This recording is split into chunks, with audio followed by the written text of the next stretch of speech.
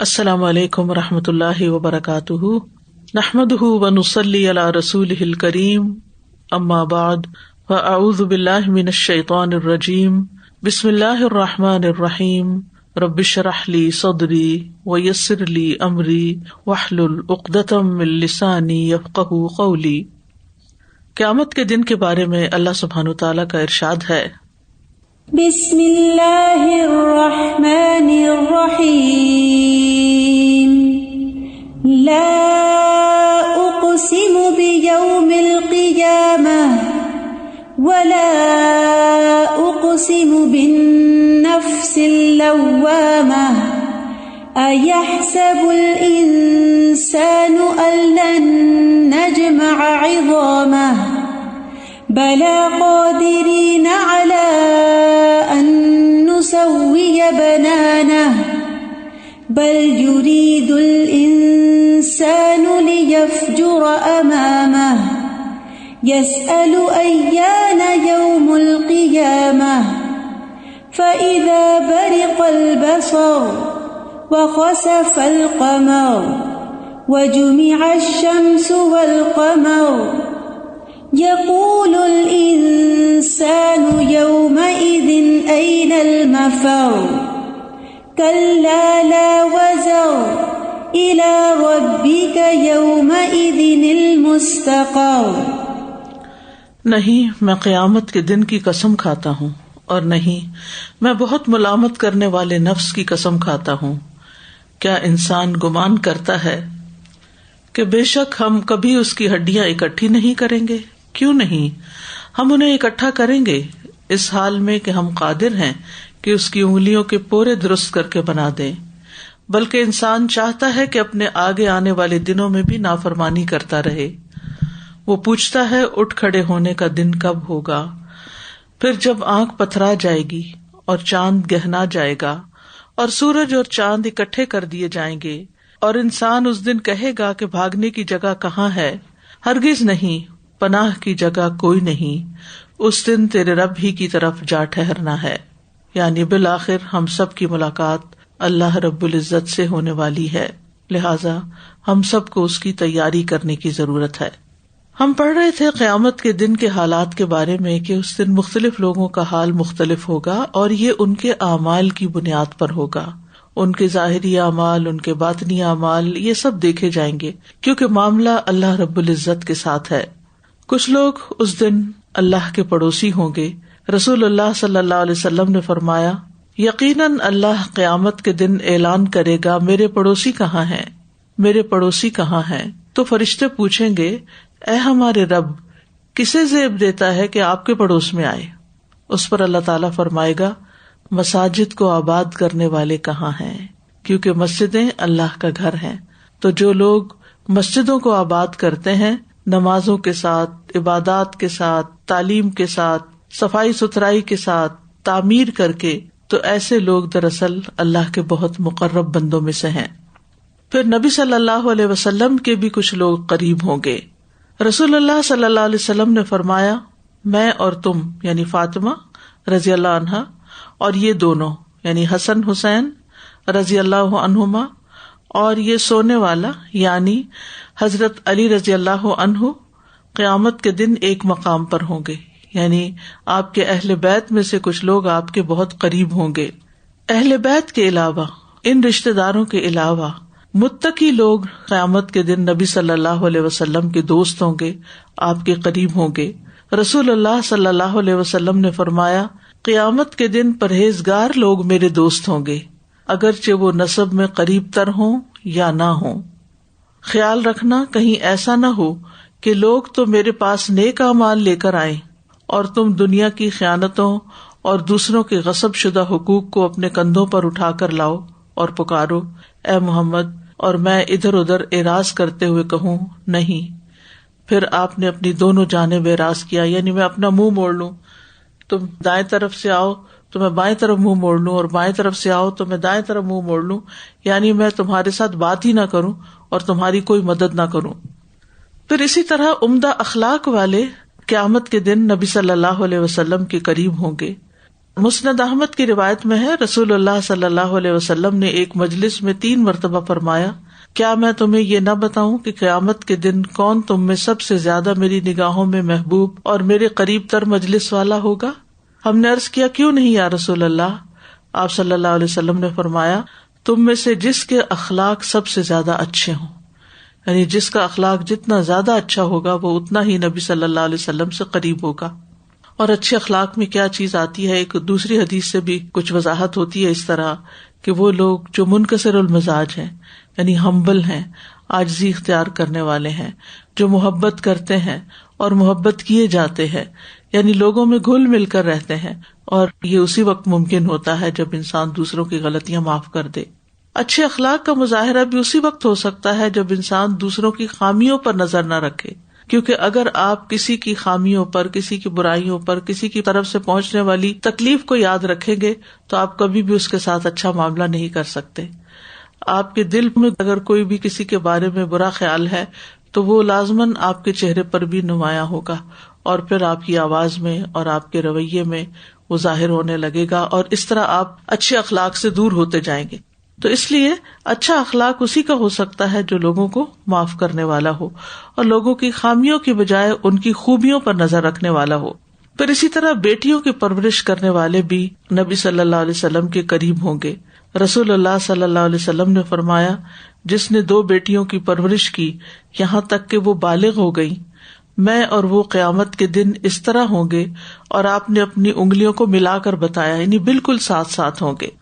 اسی طرح کچھ اور لوگ بھی ہیں، جیسے بیوہ کے لیے دوڑ دھوپ کرنے والا، یتیموں کا خیال رکھنے والا، لوگوں کے کام آنے والا۔ پھر نیک اعمال قیامت کے دن انسان کے لیے سایہ بھی بنیں گے۔ تو وہ کون سے خوش نصیب لوگ ہوں گے جو اپنے نیک اعمال کے سائے میں ہوں گے، کیونکہ اس دن تو اپنے اعمال کے سوا کوئی سایہ نہیں ہوگا، یا عرش کا سایہ ہوگا یا پھر اپنے ہی نیک اعمال کا۔ تو اس میں پہلی چیز ہے قرآن مجید۔ قرآن مجید اپنے پڑھنے والے کے لیے سایہ کرے گا۔ رسول اللہ صلی اللہ علیہ وسلم نے فرمایا، قرآن پڑھا کرو، کیونکہ یہ قیامت کے دن اپنے پڑھنے والوں کے لیے سفارشی بن کے آئے گا۔ اور 2 روشن سورتوں کو پڑھا کرو، سورۃ البقرہ اور سورۃ آل عمران کو، کیونکہ یہ قیامت کے دن اس طرح آئیں گی جیسے کہ 2 بادل ہوں، یا 2 سائبان ہوں، یا 2 اڑتے ہوئے پرندوں کی قطاریں ہوں، اور وہ اپنے پڑھنے والوں کے بارے میں جھگڑا کریں گی۔ کیا جھگڑا؟ کہ ان کو بخش دیا جائے۔ تو اس سلسلے میں عرض یہ ہے کہ انسان سے اگر ہو سکے تو ان صورتوں کو زبانی یاد کر لے، اگر وہ ممکن نہ ہو تو پھر انسان دیکھ کر پڑھے، اور ہر روز کچھ منٹ بھی اگر ان صورتوں کو پڑھنے کے لیے انسان نکال لے تو کچھ ہی دنوں میں سورت ختم ہو جاتی۔ بعض خوش قسمت لوگ تو ہر روز سورت البقرہ پڑھتے ہیں، بعض لوگ البقرہ اور آل عمران دونوں ہی روزانہ پڑھ لیتے ہیں۔ لیکن اگر یہ ممکن نہ ہو تو 2 دن میں پڑھ لیجیے، یہ ممکن نہ ہو تو 1 ہفتے کے اندر پڑھ لیجیے، اگر وہ بھی ممکن نہ ہو تو 10 دن میں پڑھ لیجیے۔ لیکن ہر روز اگر آپ 15 منٹ بھی اس کام کے لیے نکال لیں تو قیامت کے دن کتنا بڑا فائدہ ہوگا۔ پھر اسی طرح انسان کا صدقہ اس کے لیے سایہ بنے گا۔ نبی صلی اللہ علیہ وسلم نے فرمایا، انما یستظل المؤمن یوم القیامۃ فی ظل صدقتہ، مومن قیامت کے دن اپنے صدقے کے سائے میں ہوگا۔ پھر اسی طرح قیامت کے دن کچھ اور نیک لوگ بھی بڑے مقامات پر ہوں گے، جن میں سے شہداء اور علماء ہیں۔ شہداء کے بارے میں آتا ہے، معاذ بن جبل کہتے ہیں کہ رسول اللہ صلی اللہ علیہ وسلم نے فرمایا، جو اللہ کے راستے میں زخمی کر دیا گیا وہ قیامت کے دن آئے گا تو اس دن اس کی خوشبو مشک کی طرح اور اس کا رنگ زعفران کی طرح ہوگا، اور اس پر شہداء کی مہر لگی ہوگی، یعنی کہ یہ شخص شہید ہے۔ اور جو اللہ سے مخلص ہو کر شہادت مانگے تو اللہ اس کو شہید کا ثواب دے گا، اگرچہ وہ اپنے بستر پر ہی فوت ہو جائے۔ تو مطلب یہ ہے کہ شہداء کا خاص ایک مقام ہوگا۔ پھر اسی طرح علماء کی الگ صفیں ہوں گی۔ عمر بن خطاب کہتے ہیں، اگر میں اپنے بعد معاذ بن جبل کو خلیفہ بنا جاؤں اور ان کے بارے میں میرا رب عز و جل مجھ سے پوچھ لے کہ تمہیں اس بات پر کس نے آمادہ کیا تھا، کیوں تم نے اپنے بعد معاذ بن جبل کو خلیفہ مقرر کیا تھا، تو میں کہوں گا، میں نے آپ کے نبی صلی اللہ علیہ وسلم سے سنا کہ آپ نے فرمایا، جب علماء اپنے رب عز و جل کے سامنے حاضر ہوں گے تو معاذ ایک پتھر کی پھینک پر ان کے آگے آگے ہوں گے. پتھر کی پھینک سے مراد یہ کہ ایک پتھر اٹھا کے انسان جتنی دور پھینکے اور جتنے فاصلے پہ وہ پتھر جا کے گرے، یعنی یہ علماء کا گروہ ہوگا، ان کی صفیں ہوں گی، اور معاذ بن جبل وہ ان کو کئی دور سے لیڈ کر رہے ہوں گے، یعنی اتنا آگے ہوں گے، ان کا مقام اتنا بلند ہوگا. پھر عمومی طور پر امت محمد صلی اللہ علیہ وسلم جو ہے وہ دوسری امتوں کے مقابلے میں زیادہ ہوگی، ایک خاص خصوصیت ہوگی اس کی کثرت تعداد کی وجہ سے. رسول اللہ صلی اللہ علیہ وسلم نے فرمایا قیامت کے دن تمام انبیاء سے زیادہ میرے پیروکار ہوں گے.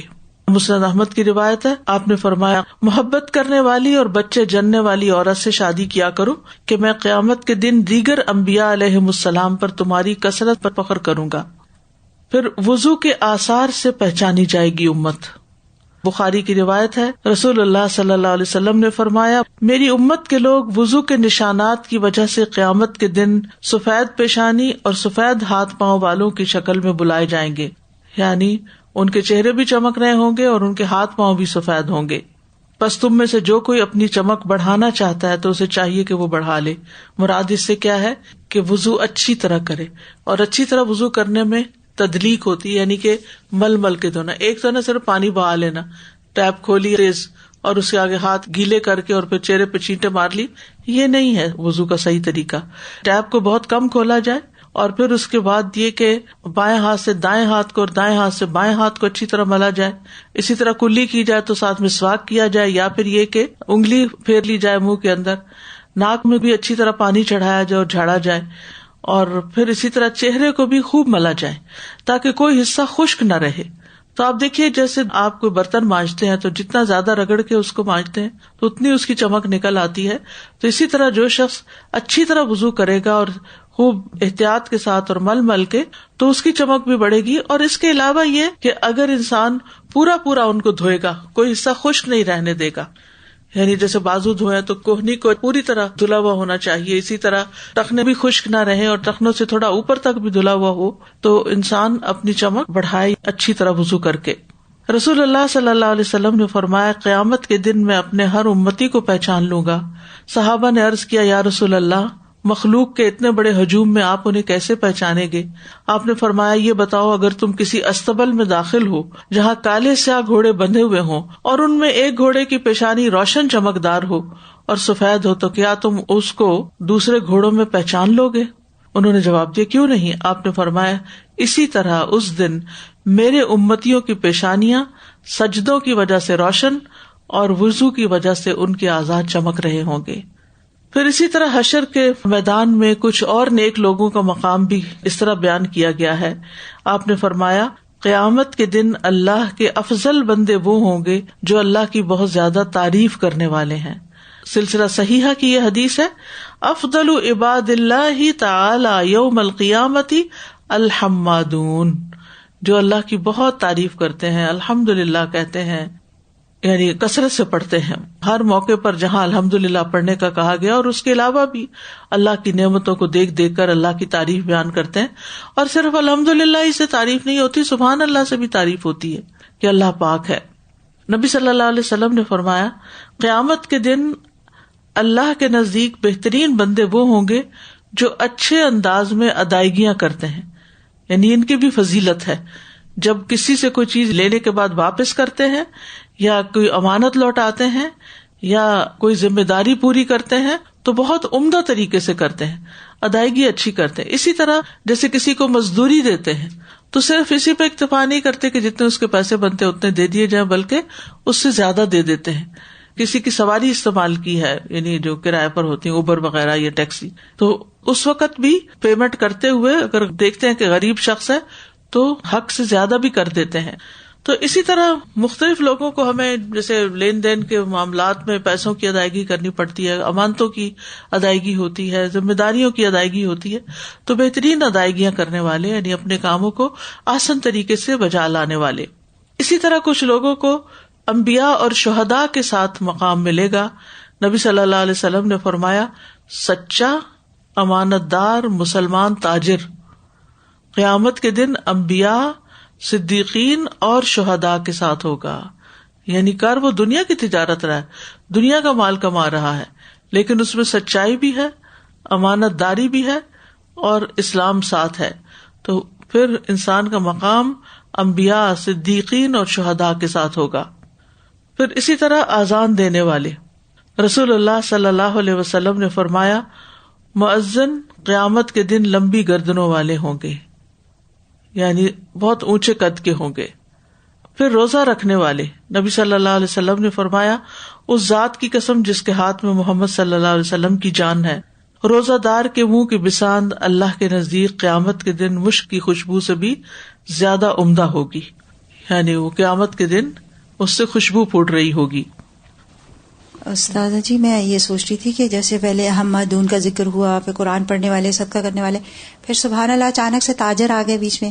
مطلب دنیا کے کاموں میں بھی، دنیا کے معاملات کو بھی اگر آپ احسن طریقے سے، فیئر ڈیلنگ اگر ہو جی، تو سچا اور امانت دار، یعنی اگر پیمنٹ لی ہے تو پھر ڈلیوری بھی پوری کرنی ہے، ایگزیکٹلی، اور جو سیمپل دکھایا ہے اس کے مطابق ہی چیز دینی ہے. ایگزیکٹلی وہی میرا مطلب تھا کہ دنیا کے کاموں اور سچے وعدے کرنے. ہاں، دنیا کے کاموں میں بھی اگر آپ یہ ساری چیزیں ایڈ آن کر لیں تو ان کے برابر ہی آپ کا مقام. دیکھیں ایک کونے میں بیٹھ کے عبادت کرنا پھر آسان ہے، دنیا میں رہتے ہوئے لوگوں کے ساتھ فیئر ڈیلنگ کرنا، امانت داری اختیار کرنا، یہ مشکل کام ہے، یہ بڑا جہاد ہے، کیونکہ دنیا اپنی طرف کھینچتی ہے نا انسان کو. دیکھیں جب آپ کا روزہ نہیں ہوتا تو آپ کچھ نہ کچھ کھا لیتے ہیں، جب روزہ ہوتا ہے تو آپ ہر چیز سے بچتے ہیں، میں یہ نہیں کھا سکتا، یہ نہیں کھا سکتا، یہ نہیں کھا سکتا. تو روزہ کس لیے رکھنے کو کہا گیا؟ لعلکم تتقون، تاکہ تمہارے اندر تقویٰ پیدا ہو. تو جب روزہ رکھے گا انسان، صرف روزہ نہیں بلکہ ہر معاملے میں ہی روزہ رکھے ہوئے ہو کہ مجھے اس کام کے اندر یہ نہیں کرنا، اس سے بچنا ہے، اس سے بچنا ہے، تو پھر ہی عبادات صحیح طور پہ قبول ہوتی. بہت سے لوگ بیٹیوں کو پالنا ایک بوجھ سمجھتے ہیں کہ پرایا مال ہے، ان پہ خرچ ہم کر رہے ہیں، ان کو پڑھا لکھا رہے ہیں ہم، اور جب بھی کسی کام کے قابل ہوتی ہیں تو اپنے گھر چلی جاتی ہیں تو ہمارے لیے تو چٹی ہے. تو یہ اگر کوئی شخص اللہ کی رضا کے لیے کر رہا ہے تو وہ بھی اجر و ثواب کا باعث ہے. پھر ہے قیامت کے دن چیزوں کو شکل و صورت دے کر اٹھایا جانا. ہفتے کے دنوں کی مختلف شکلیں ہوں گی. رسول اللہ صلی اللہ علیہ وسلم نے فرمایا بے شک اللہ قیامت کے دن ہفتے کے دنوں کو ان کی مخصوص شکل میں اٹھائے گا، یعنی فزیکل باڈی ہوں گے.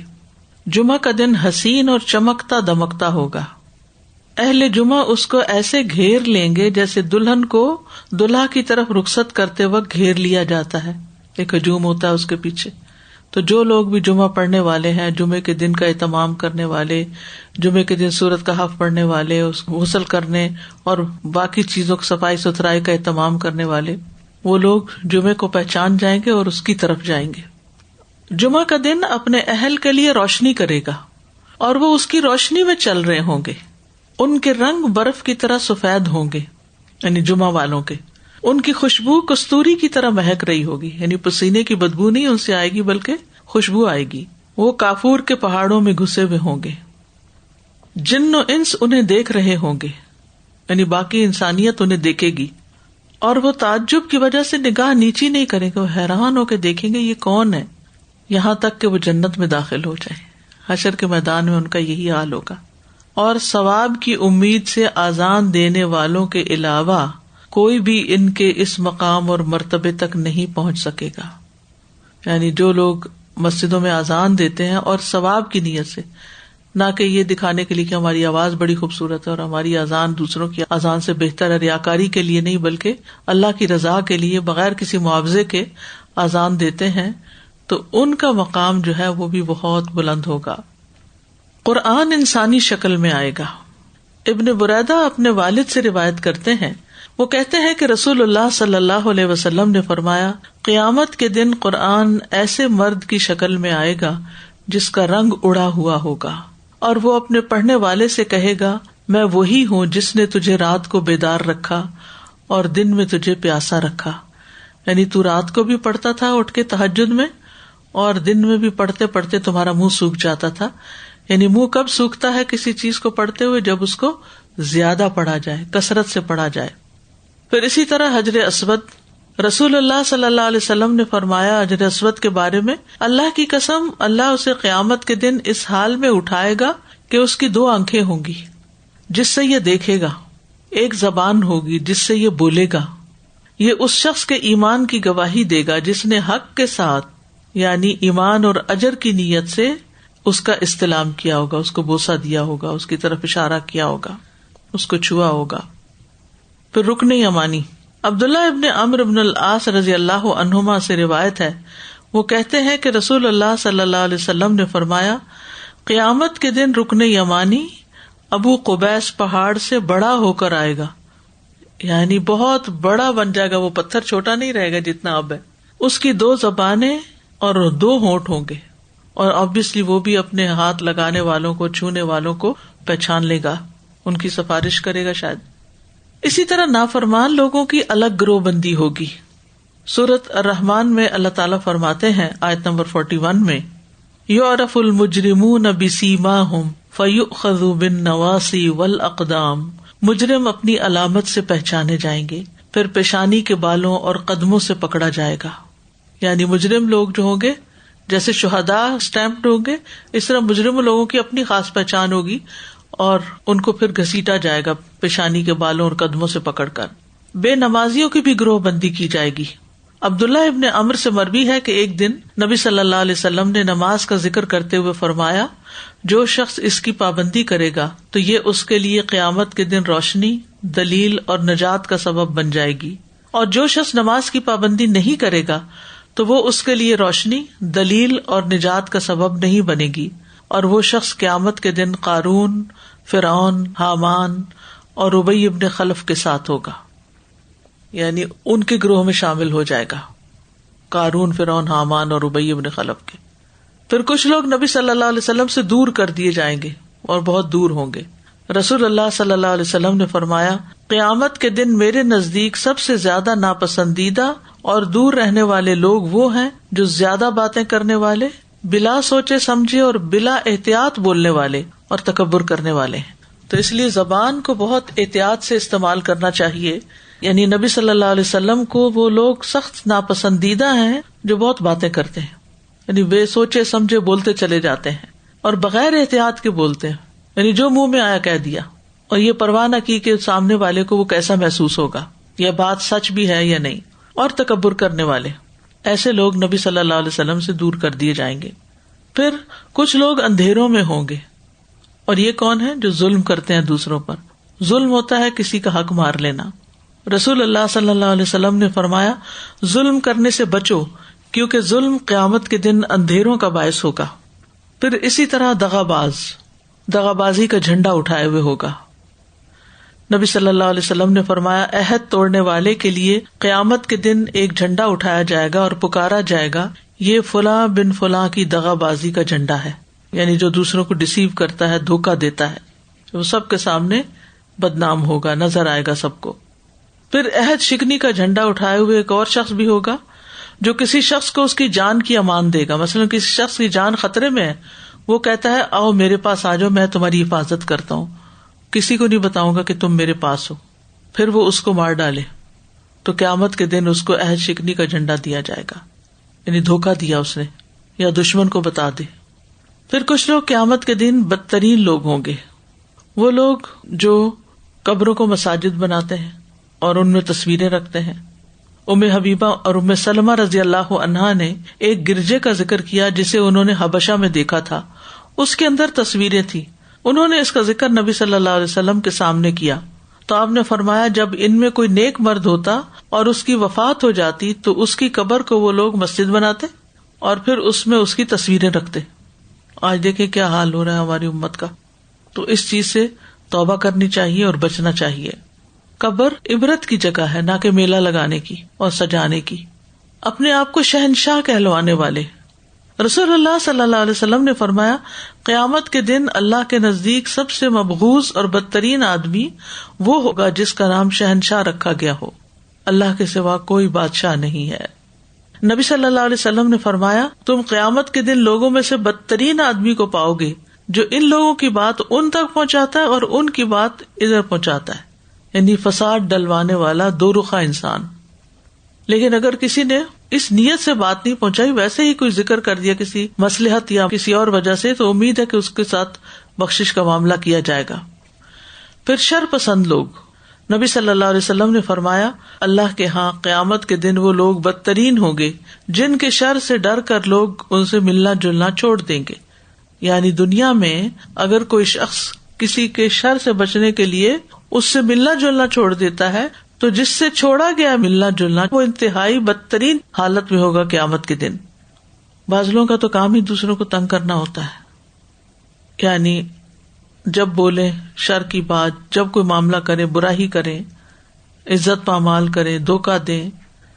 بے حیا شخص، رسول اللہ صلی اللہ علیہ وسلم نے فرمایا لوگوں میں اللہ کے نزدیک مرتبہ کے اعتبار سے سب سے برا آدمی قیامت کے دن وہ ہوگا جو اپنی بیوی کے پاس جائے، اس سے تعلق قائم کرے اور پھر بیوی کی بات جو ہے وہ دوسروں کو بتاتا رہے، یعنی وہ پردے کی باتیں دوسروں میں نشر کر دے. سازا جی، یہ سب سے پہلے سورۃ الرحمن کا آپ نے ریفرنس دیا یعرف المجرمون بسیماہم، تو یہ مجرمون یعنی ایمان کے ساتھ کچھ گناہ کچھ جرم سرزد ہو جاتے ہیں وہ بھی ہو سکتے ہیں اور دوسرے بھی ہو سکتے ہیں. مجرم جو ہے وہ کفار میں سے بھی ہوں گے اور مجرم مسلمانوں میں سے بھی ہوں گے، قتل کرنے والے، ڈاکہ زنی کرنے والے، زنا کرنے والے، یعنی کبیرہ گناہ جو ساتھ ہیں. میرا سوال ہے کہ کچھ لوگ اپنا نام ہی رکھ لیتے ہیں، جیسے شہنشاہ، بادشاہ، ان کے ناموں کے ساتھ لگا ہوا. یہ منع، شہنشاہ منع ہے کہ بادشاہوں کا بادشاہ، خالی بادشاہ تو منع نہیں ہے، لیکن شہنشاہ کا مطلب ہے شاہوں کا شاہ، وہ ٹھیک. اسی طرح شاہ کے ساتھ بہت سارے نام رکھے جاتے ہیں، وہ تو کوئی حرج نہیں. شاہ تو ایک سر نیم ہوتا ہے لوگوں کا، اور جیسے شاہ جمال ہے، شاہ پور ہے، علاقوں کے نام ہے تو کوئی مسئلہ نہیں ہے. وہاں سے کوئی بادشاہ گزرا ہوگا اس کے نام پہ رکھ دی انہوں نے، لیکن شاہ منع ہے لفظ پرٹیکولرلی. قبروں کی میں نے بات کرنی تھی کہ اکثر آپ دیکھیں چرچز میں پوری چھتوں پہ وہ تصویریں بنی ہوئی ہیں، پوری دیواروں پہ ان کی کہانی چلتی ہے، اور یہ بالکل صحیح بات ہے کہ وہ نیک لوگوں کی تصویریں بنا کر ان کی سٹوریز بنایا کرتے تھے. تو آپ سوچیں نا کہ عبادت گاہوں میں انسان اللہ کی عبادت کے لیے جاتا ہے. وَأَنَّ الْمَسَاجِدَ لِلَّهِ فَلَا تَدْعُوا مَعَ اللَّهِ أَحَدًا، جیسے سورۃ الجن میں آتا ہے کہ مساجد اللہ کا گھر ہے، وہاں اللہ کے سوا کسی اور کو نہ پکارو. تو جب آپ وہاں تصویریں لٹکا دیں گے اور کہانیاں اور بنا لیں گے تو لوگوں کی توجہ اللہ کی طرف کب جائے گی؟ وہ تو ان چیزوں کی طرف ہی، ان اٹریکشنز کی طرف چلی جائے گی. اب ہے نامہ اعمال کی تقسیم. نامہ اعمال کیا ہے کہ انسان نے دنیا میں جو جو کام کیے وہ سب لکھے جا رہے ہیں اور قیامت کے دن وہ لوگوں کے ہاتھ میں تھما دیے جائیں گے. کتاب اعمال. اہل سنہ والجماعت کا یہ عقیدہ ہے کہ قیامت کے دن صحیفوں کو کھولا جائے گا، جیسا کہ اللہ تعالیٰ کا فرمان ہے وَإِذَا الصُّحُفُ نُشِرَتْ، اور جب اعمال نامے پھیلا دیے جائیں گے، پس لوگوں کے رجسٹر پھیلا دیے جائیں گے اور ان کے نامہ اعمال اڑ اڑ کر ان کے ہاتھوں میں پہنچیں گے، یعنی خود بخود پہنچ جائیں گے. کچھ لوگ اپنا نامہ اعمال دائیں ہاتھ میں لے لیں گے اور یہ مومن ہوں گے اور ان کی تکریم اور عزت افزائی ہوگی، اور ان میں سے کچھ لوگ اپنا نامہ اعمال اپنے بائیں ہاتھ میں یا اپنی پشت کے پیچھے سے لیں گے، یہ کافر ہوں گے اور یہ ان کے لیے مزید ڈانٹ ٹپٹ اور ان کی توہین ہوگی. یعنی بائیں ہاتھ میں ان کا اعمال نامہ پہنچنا ان کے برا ہونے کی دلیل ہوگا. حشر کے میدان میں کھڑے ہونے کے بعد حساب کتاب سے پہلے نامہ اعمال کی تقسیم ہوگی. جب بندوں کو قبر سے اٹھا کر میدان حشر میں کھڑا کیا جائے گا اور جب تک اللہ چاہے گا وہ محشر میں ننگے پاؤں ننگے جسم کھڑے رہیں گے، اور حساب کا وقت آ جائے گا تو اللہ تعالیٰ جن سے چاہے گا حساب لے لے گا اور پھر ان کے نامہ اعمال کو لانے کا حکم دے گا، جس کو معزز لکھنے والوں نے لوگوں کے اعمال کو ذکر کر کے لکھا ہوگا تو وہ ان نامہ اعمال کو لے آئیں گے. پھر کچھ لوگوں کو دائیں ہاتھ میں ان کا نامہ اعمال دیا جائے گا تو یہ خوش نصیب لوگ ہوں گے، اور کچھ لوگوں کو ان کا نامہ اعمال ان کے بائیں ہاتھ میں یا ان کی پشت کے پیچھے سے دیا جائے گا تو یہ بدبخت لوگ ہوں گے. اس موقع پر ہر انسان اپنا نامہ اعمال پڑھ لے گا. سورۃ الجاثیہ کی آیت نمبر 28 پر 29 میں اللہ تعالیٰ فرماتے ہیں کہ ہر امت کو اس کے نامہ اعمال کی طرف بلایا جائے گا. وَتَرَى كُلَّ أُمَّةٍ جَاثِيَةً كُلُّ أُمَّةٍ تُدْعَى إِلَى كِتَابِهَا الْيَوْمَ تُجْزَوْنَ مَا كُنتُمْ تَعْمَلُونَ هَذَا كِتَابُنَا يَنطِقُ عَلَيْكُمْ إنا كنا نستنسخ ما كنتم تعملون. اور آپ ہر امت کو گھٹنوں کے بل گری ہوئی دیکھو گے، یعنی نیچے جھکے ہوئے ہوں گے. ہر امت اپنے اعمال ناموں کی طرف بلائی جائے گی. آج تمہیں اس کا بدلہ دیا جائے گا جو تم کیا کرتے تھے. یعنی نامہ اعمال کیا ہے؟ انسان کے اعمال کے بدلے کے لیے ایک پرفیکٹ شہادت، گواہی. یہ ہماری کتاب ہے جو تم پر حق کے ساتھ بولتی ہے. بے شک ہم لکھواتے جاتے تھے جو تم عمل کرتے تھے. اور اگر انسان حق پر ہوا اور صحیح بات اس نے کی، صحیح اعمال کیے، تو پھر وہ نامہ اعمال اس کے حق میں گواہی دے گا، ورنہ خلاف. سب انسانوں کے ہاتھوں میں نامہ اعمال تھما دیا جائے گا. سورۃ الاسراء میں اللہ تعالیٰ فرماتے ہیں وَكُلَّ إِنسَانٍ أَلْزَمْنَاهُ طَائِرَهُ فِي عُنُقِهِ وَنُخْرِجُ لَهُ يَوْمَ الْقِيَامَةِ كِتَابًا يَلْقَاهُ مَنشُورًا اقرأ كتابك كفى بنفسك اليوم عليك حسيبا. اور ہر انسان کو ہم نے اسے اس کا نصیب اس کی گردن میں لازم کر دیا ہے، اور قیامت کے دن ہم اس کے لیے ایک کتاب نکالیں گے جسے وہ کھلی ہوئی پائے گا. اپنی کتاب پڑھ، آج تو خود اپنے آپ پر بطور محاسب کافی. یعنی تم زیادہ بہتر جانتے ہو خود ہی کہ تم نے یہ اعمال کیوں کیے تھے. بظاہر نیک اعمال بھی جن کے پیچھے نیتیں خراب ہوں گی وہ بھی انسان کو پتہ چل جائے گا، اور تھوڑے بھی اور زیادہ بھی، اخلاص کے ساتھ کیے ہوئے اور روٹین میں بغیر کسی سوچ کے کیے ہوئے. پھر حق کے ساتھ فیصلہ کرنے کے لیے نامہ اعمال سامنے رکھ دیا جائے گا. سورۃ الزمر آیت 69 میں اللہ تعالیٰ فرماتے ہیں وَأَشْرَقَتِ الْأَرْضُ بِنُورِ رَبِّهَا وَوُضِعَ الْكِتَابُ وَجِيءَ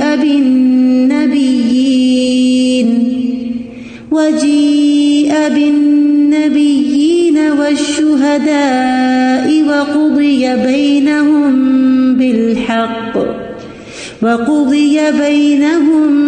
بِالْحَقِّ وَهُمْ لَا يُظْلَمُونَ. اور زمین اپنے رب کے نور کے ساتھ روشن ہو جائے گی اور لکھا ہوا سامنے رکھا جائے گا، اور نبی اور گواہ لائے جائیں گے، اور ان کے درمیان حق کے ساتھ فیصلہ کر دیا جائے گا، اور ان پر ظلم نہ کیا جائے گا. دائیں ہاتھ اور بائیں ہاتھ میں نامہ اعمال پکڑایا جائے گا. سورۃ الانشقاق میں آتا ہے فَأَمَّا مَنْ أُوتِيَ كِتَابَهُ بِيَمِينِهِ فَسَوْفَ يُحَاسَبُ حِسَابًا يَسِيرًا وَيَنقَلِبُ إِلَىٰ أَهْلِهِ مَسْرُورًا وَأَمَّا مَنْ أُوتِيَ كِتَابَهُ وَرَاءَ ظَهْرِهِ فَسَوْفَ يَدْعُو ثُبُورًا وَيَصْلَىٰ سَعِيرًا. بس لیکن وہ شخص جسے اس کا نامہ اعمال اس کے دائیں ہاتھ میں دیا گیا، سو ان قریب اس سے حساب لیا جائے گا، نہایت آسان حساب. یعنی صرف دیکھا جائے گا اور چھوڑ دیا جائے گا، اس سے بحث نہیں کی جائے گی، اور وہ اپنے گھر والوں کی طرف خوش خوش پلٹے گا. اور لیکن وہ شخص جس کا نامہ اعمال اس کی پیٹھ کے پیچھے دیا گیا تو ان قریب بڑی ہلاکت کو پکارے گا اور بھڑکتی ہوئی آگ میں داخل ہو جائے گا. دائیں ہاتھ میں نامہ اعمال ملنے والے خوش قسمت ہوں گے، خوش بخت ہوں گے. سورۃ الحاقہ میں اللہ تعالیٰ فرماتے ہیں فَأَمَّا مَنْ أُوتِيَ كِتَابَهُ بِيَمِينِهِ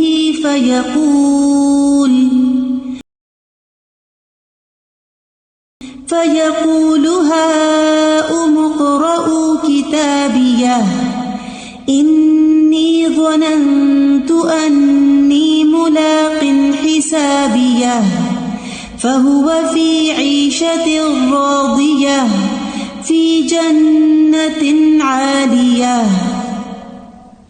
جسے اس کا نامہ اعمال اس کے دائیں ہاتھ میں دیا گیا تو وہ کہے گا پکڑو میرا اعمال نامہ پڑھو. یعنی وہ خوش ہوگا اور خوش ہو کر اپنے اعمال دکھائے گا. یقیناً میں نے سمجھ لیا تھا، مجھے یقین تھا کہ بے شک میں اپنے حساب سے ملنے والا ہوں. انی ملاقن حسابیہ، پس وہ ایک خوشحالی والی زندگی میں ہوگا، ایک بلند درجے میں. بائیں ہاتھ میں نامہ اعمال ملنے والوں کی حسرتیں. سورۃ الحاقہ میں اللہ تعالیٰ فرماتے ہیں وَأَمَّا مَنْ أُوتِيَ كِتَابَهُ بِشِمَالِهِ فَيَقُولُ يَا لَيْتَنِي لَمْ أُوتَ كِتَابِيَهْ وَلَمْ أَدْرِ مَا حِسَابِيَهْ يَا لَيْتَهَا كَانَتِ الْقَاضِيَةَ مَا أَغْنَى عَنِّي مَالِيَهْ هَلَكَ عَنِّي سُلْطَانِيَهْ. اور لیکن جسے اس کا اعمال نامہ اس کے بائیں ہاتھ میں دیا گیا تو وہ کہے گا اے کاش مجھے میرا نامہ اعمال نہ دیا جاتا اور میں نہ جانتا میرا حساب کیا ہے. اے کاش کہ وہ موت کام تمام کر دینے والی ہوتی، یعنی دنیا میں جو میں مرا تھا وہیں مر جاتا، ختم رہتا. میرا مال کسی کام نہ آیا، میری حکومت مجھ سے برباد ہو گئی. تو اس سے بھی آپ اندازہ لگائیں کہ قیامت کے دن جو لوگ نیکیاں نہیں لے کر جائیں گے وہ کیسی کیسی حسرتوں کا شکار ہوں گے. انسان کو اپنا اعمال نامہ پڑھے جانے کے لیے کہا جائے گا. سورۃ بنی اسرائیل میں آتا ہے اقرأ كتابك كفى بنفسك اليوم عليك حسيبا. اپنی کتاب پڑھ، یعنی کتاب زندگی. آج تو خود اپنے اوپر بطور محاسب کافی ہے، تو خود فیصلہ کر سکتا ہے کہ تجھے کس طرف جانا چاہیے. انسان کا اپنے نامہ اعمال میں استغفار کی کثرت دیکھ کر خوش ہونا بھی ہے، یعنی جہاں اور لوگ بھی خوش ہو رہے ہوں گے جو پیچھے بہت پہلے نبی صلی اللہ علیہ وسلم کے زمانے میں فوت ہو چکے، وہ بھی موجود ہوں گے، اور اس کے بعد آپ کی امت کے بعد کے زمانوں میں آنے والے بھی موجود ہوں گے. اور انسان کو وقتاً فوقتاً مختلف کاموں کا موقع بھی ملتا رہتا ہے، تو وہاں پر انسان اپنے نامہ اعمال دیکھ کر خود اندازہ کر لے گا کہ وہ کیا کرتا رہا ہے. عبداللہ بن بصر کہتے ہیں نبی صلی اللہ علیہ وسلم نے فرمایا مبارک ہو اس کو جو اپنے نامہ اعمال میں کثرت سے استغفار پائے، یعنی استغفار کی کثرت بھی گناہوں کو مٹا دیتی ہے. پھر انسان کو اس کو اگلے پچھلے تمام اعمال بتا دیے جائیں گے. سورۃ القیامہ میں آتا ہے يُنَبَّأُ الْإِنسَانُ يَوْمَئِذٍ بِمَا قَدَّمَ وَأَخَّرَ بَلِ الْإِنسَانُ عَلَى نَفْسِهِ بَصِيرَةٌ وَلَوْ أَلْقَى مَعَاذِيرَهُ. اس دن انسان کو بتایا جائے گا جو اس نے آگے بھیجا اور جو پیچھے چھوڑا، یعنی جن چیزوں کو اس نے پریفرنس دی، پرائرٹی دی، پہلے کیا، اور جن چیزوں کو پیٹ پیچھے ڈال دیا، بلا دیا، اگنور کر دیا، ان کو کوئی اہمیت نہ دی. بلکہ انسان اپنے آپ کو خوب دیکھنے والا ہے اگرچہ وہ اپنے بہانے پیش کرے، یعنی انسان کو اچھی طرح پتا ہے کہ وہ کر کیا رہا ہے. پھر تمام اعمال اس کے سامنے حاضر کیے جائیں گے، یعنی انسان کے سامنے. سورۃ آل عمران کی آیت نمبر 30 میں فرمایا يَوْمَ تَجِدُ كُلُّ نَفْسٍ مَا عَمِلَتْ مِنْ خَيْرٍ مُحْضَرًا وَمَا عَمِلَتْ مِنْ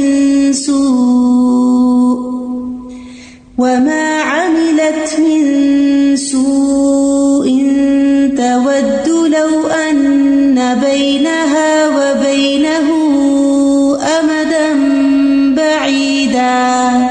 جس دن ہر شخص حاضر کیا ہوا پائے گا جو اس نے نیکی میں سے کیا اور وہ بھی جو اس نے برائی میں سے کیا، یعنی دونوں چیزیں اس کو دکھا دی جائیں گی. چاہے گا کاش اس کے اور اس کے درمیان بہت دور کا فاصلہ ہوتا، یعنی اس کی برائیاں اس سے دور کر دی جاتی، اس کو نہ دیکھنی پڑتی. آج انسان کی پوشیدہ باتیں بھی ظاہر ہو جائیں گی، یعنی جو اس نے چھپ چھپ کے کام کیے ہوں گے. سورۃ الحاقہ میں آتا ہے يَوْمَئِذٍ تُعْرَضُونَ لَا تَخْفَى مِنكُمْ خَافِيَةٌ. اس دن تم پیش کیے جاؤ گے، تمہاری کوئی چھپی ہوئی بات چھپی نہ رہے گی. دنیا میں کتنی ہی چیزیں انسان دوسروں سے شیئر نہیں کرتا، چھپ چھپ کے کرتا ہے، لیکن وہاں کچھ بھی چھپا ہوا نہیں رہے گا. سینوں کے بھید بھی کھل جائیں گے. وَحُصِّلَ مَا فِي الصُّدُورِ إِنَّ رَبَّهُمْ بِهِمْ يَوْمَئِذٍ لَخَبِيرٌ. اور جو کچھ سینوں میں ہے ظاہر کر دیا جائے گا، بے شک ان کا رب اس دن ان کے متعلق یقیناً خوب خبر رکھنے والا ہے. یعنی قیامت کے دن جو کہ ہو سکتا ہے انسانوں کے مرنے کے کئی 100 سال یا 1000 سال بعد آئے، لیکن اللہ سبحانہ وتعالیٰ ان کے اعمال کو نہیں بھولے گا. جو دلوں میں ہے وہ بھی باہر نکال دے گا، کیونکہ انسان دل کی جس حالت میں ہوگا اسی کے ساتھ فوت ہوگا. اور دلوں کے جو خیالات ہیں اور لوگوں کے بارے میں آراء ہیں، یہ ساری چیزیں. اور اس دن کا حساب اتنا سخت ہوگا، اتنا کٹھن ہوگا، اتنا مشکل ہوگا، جلد بازی میں ایسے ہی کسی کو بھگتان نہیں دیا جائے گا کہ اچھا ٹھیک ہے تم نکلو، بلکہ جو کچھ سینوں میں ہے وہ بھی سامنے لا کے رکھ دیا جائے گا. یعنی کچھ چیزیں تو انسان زبان سے کہتا ہے، ظاہر کرتا ہے، اس کے اعمال میں دکھائی دیتی ہیں. جیسے کل بھی ہم نے بات کی تھی نا کہ اعمال القلوب ہوتے ہیں، کچھ دلوں کے اعمال ہوتے ہیں، اور دلوں میں جو کسی کے خلاف کینہ یا بغض یا حسد چھپا ہوا ہوتا ہے، جو بعض اوقات انسان ظاہر کر دیتا ہے اور بعض اوقات نہیں بھی کرتا. قیامت کے دن وہ بھی کھول کے سامنے رکھ دیا جائے گا کہ کون کسی کے بارے میں کیسا تھا، سنسیئر تھا یا نہیں تھا. انسان اپنی کوششوں کو یاد کرے گا. وہاں سورۃ النازعات 35 میں آتا ہے یوم یتذکر الانسان ما سعی، یعنی کن کوششوں کو یاد کرے گا. اگر اس کو جنت میں پہنچا دیا گیا تو وہ اپنے نیک اعمال کو اور نیک مجلسوں کو یاد کرے گا، اور اسی طرح اگر جہنم میں گیا تو پھر وہ اپنے ان ساری اپرچونٹیز کو جو اس کے ہاتھ سے نکل گئی ان کو یاد کر کر کے حسرت کرے گا. حضرت جی مجھے سارا اپنا بچپن کے ریزلٹ ڈیز یاد آ رہے تھے کہ ابھی بھی ریسنٹلی جب میں نے وہ ایزی کورس کیا تو اس میں ایک پروجیکٹ تھا، اس میں ٹیچر نے کہا تھا کہ برسٹل بورڈ یوز کرنے، وائٹ کرنا ہے یوز. میں نے وہ چیز اسکپ کر دیا، میں نے بلیک برسٹل بورڈ لے لیا. میں نے سمجھا کہ بلیک صحیح ہوگا، تو اس کی وجہ سے مجھے کچھ پرسنٹیج کٹ گئی. تو وہ مجھے اپنا ریگریٹ نہیں بھولتا کہ صرف اتنی سی بات اسکپ کر دینے سے میرا یہ پرسنٹیج ڈاؤن ہو گئی. تو میں یہ سوچ رہی تھی کہ قیامت کے دن پھر ریگریٹس کا کیا حال ہوگا جب انسان کو یاد آئے گا کہ یہ بات مجھے پتا تھی. جیسے آج کل کے جو دن ہیں ان میں ہمیں پتا ہے کہ تکبیرات پڑھنے کا کتنا اجر ہے، لیکن اپنی سستی کی وجہ سے یا اور چیزوں میں انوالو ہو کے ہم بھول جاتے. تو اس دن جب ہمیں یہ نظر آئے گا کہ پتا تھا اور نہیں کیا، اور کتنے موقع خالی گئے ایسے ہی ضائع کر دیے اسی طرح کیا. اور پھر جب آپ نے کہا نا کہ وہ حساب یسیرہ والی بات کہ ان کا حساب بس ان کا معلومہ دیکھا جائے گا اور وہ انہیں بس تھرو کر دیا جائے گا، تو اسی طرح جب ہم واپس آتے ہیں پاکستان سے یا بیک ہوم کہیں سے بھی ایئرپورٹ پہ، تو وہ ایک آپ سے فارم فل کرواتے ہیں، پھر وہ کسٹم والے اس کو چیک کرتے ہیں جب آپ امیگریشن پہ ہوتے ہیں. تو جس کے ان کو لگتا ہے کہ کوئی ایسے آئٹمز ہیں جو صحیح نہیں، وہ اس کے پہ خاص نشان لگا دیتے ہیں. تو پھر وہ انہی لوگوں کو روک رہے ہوتے ہیں جن پہ وہ نشان لگا ہوتا ہے، ادروائز بس وہ دیکھتے ہیں. تو مجھے یہ سب چیزیں یاد آ رہی تھی جو ریلیٹ کر رہی تھی کہ پھر اس دن کیا ہوگا.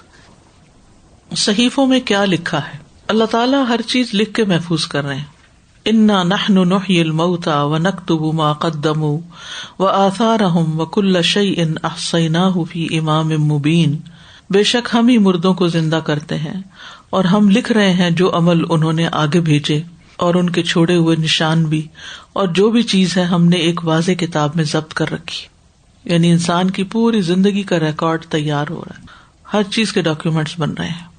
وَكُلَّ شَيْءٍ أَحْصَيْنَاهُ كِتَابًا، اور ہر چیز ہم نے اسے لکھ کر محفوظ کر رکھا ہے، اور یہ بغیر کمی بیشی کے ہر چیز لکھی بھی ہوگی. اللہ تعالیٰ فرماتے ہیں هَذَا كِتَابُنَا يَنطِقُ عَلَيْكُمْ بِالْحَقِّ، یہ ہماری کتاب ہے جو تم پر حق کے ساتھ بول رہی ہے. یعنی تمہارے اعمال سارے کے سارے بغیر کسی اضافے اور کمی کے تمہارے سامنے حاضر کیے جائیں گے. اور یہ جو ہے انا کننا نستنسخ ما کنتم تعملون، جو تم عمل کرتے تھے بے شک ہم اس کو لکھواتے جا رہے تھے. یعنی محافظ فرشتے تمہارے چھوٹے بڑے سارے اعمال لکھتے چلے جا رہے تھے. سورۃ الانفطار میں آتا ہے وَإِنَّ عَلَيْكُمْ لَحَافِظِينَ كِرَامًا كَاتِبِينَ يَعْلَمُونَ مَا تَفْعَلُونَ، حالانکہ بلا شبہ تم پر یقیناً نگہبان مقرر ہیں جو بہت عزت والے ہیں، لکھنے والے ہیں، وہ جانتے ہیں جو تم کرتے ہو. چھپ کے کرتے ہو، سامنے کرتے ہو، اندھیرے میں کرتے ہو، روشنی میں کرتے ہو. ان کی ڈیوٹیز بدلتی رہتی ہیں صبح اور شام، لیکن وہ لکھنے سے کوئی چیز نہیں چھوڑتے. سورۃ یونس میں اللہ تعالیٰ فرماتے ہیں وَإِذَا أَذَقْنَا النَّاسَ رَحْمَةً مِّن بَعْدِ ضَرَّاءَ مَسَّتْهُمْ إِذَا لَهُم مَّكْرٌ فِي آيَاتِنَا قُلِ اللَّهُ أَسْرَعُ مَكْرًا إِنَّ رُسُلَنَا يَكْتُبُونَ مَا تَمْكُرُونَ. اور جب ہم رحمت کا مزہ چکھاتے ہیں لوگوں کو کسی تکلیف کے بعد جو انہیں پہنچی ہو، تو اچانک ان کے لیے ہماری آیات کے بارے میں کوئی نہ کوئی چال ہوتی ہے. کہہ دیجیے اللہ چال میں زیادہ تیز ہے، بے شک ہمارے بھیجے ہوئے لکھ رہے ہیں جو تم چال چلتے ہو. یعنی کوئی پیغمبر کے ساتھ یا کسی داعی اللہ کے ساتھ کسی بھی قسم کا دھوکہ یا فریب کا معاملہ کرتا ہے تو وہ بھی اللہ کو معلوم ہے، وہ سب بھی لکھا ہوا ہوگا. سورۃ الزخرف میں فرمایا یا وہ گمان کرتے ہیں کہ بے شک ہم ان کا راز اور ان کی سرگوشی نہیں سنتے، کیوں نہیں، اور ہمارے بھیجے ہوئے ان کے پاس لکھتے رہتے ہیں. یعنی دل میں کی ہوئی باتیں بھی جانتے ہیں، وسپرز بھی، اور جو ہم کسی اور کے کان میں بھی بات کریں یا ہلکی آواز سے بھی بات کریں، سب اللہ نے ان کو اختیار دے رکھا ہے کہ وہ اس کو سن کر نوٹ کر لیں. سورۃ مریم میں اللہ تعالیٰ فرماتے ہیں أفرأيت الذي كفر بآياتنا وقال لأوتين مالا وولدا أطلع الغيب أم اتخذ عند الرحمن عهدا كلا سنكتب ما يقول ونمد له من العذاب مدا. تو کیا تو نے اس شخص کو دیکھا جس نے ہماری آیات کا انکار کیا اور کہا مجھے ضروری مال اور اولاد دی جائے گی؟ کیا اس نے غیب کو جھانک کر دیکھ لیا ہے یا اس نے رحمان کے ہاں کوئی عہد لے رکھا ہے؟ ہرگز نہیں، ہم ضرور لکھیں گے جو کچھ یہ کہتا ہے اور اس کے لیے عذاب میں سے بڑھا دیں گے بہت بڑھانا. کلا سنکتب ما یقول، یعنی یہ باتیں بھی جو دین کے خلاف کرتا ہے اور جو جھوٹے کلیمز کر رہا ہے یہ سب بھی لکھی جا رہی. حتیٰ کہ انسان جو لغو باتیں کرتا ہے جن کی کوئی میننگ نہیں، مقصد نہیں، قیامت کے دن ان کے بارے میں بھی پوری طرح انفارمیشن دی جائے گی کہ تم کیا کیا کر کے آئے ہو. اللہ سبحانہ تعالیٰ اس سے بچا کے رکھے. وآخر دعوانا ان الحمد للہ رب العالمین. سبحانک اللہم وبحمدک اشہد ان لا الہ الا انت استغفرک واتوب الیک. السلام علیکم ورحمۃ اللہ وبرکاتہ.